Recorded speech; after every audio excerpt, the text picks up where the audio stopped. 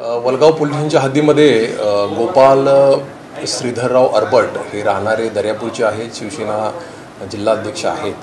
तर त्यांच्या गाडीवर रात्री अज्ञात इस्मांनी फायरिंग केली अशी एक इन्फॉर्मेशन त्यांनी पोलिसांना दिलेली आहे. त्याच्यावरून आता गुन्हा दाखल झालेला आहे आणि या घटनेचा संपूर्ण तपास अमरावती शहर पोलीसचे सर्व ब्रँचेस आणि वलगाव पोलीस स्टेशन सध्या करत आहे.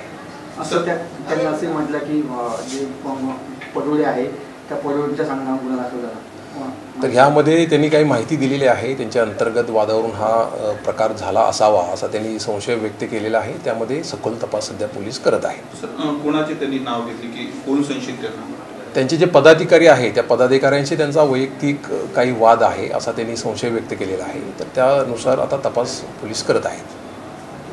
सर किती गोळ्या आहेत? 3 ठिकाणी फायर केल्याचे दिसून येत आहे गाडीमध्ये, इनोवा गाडीवर.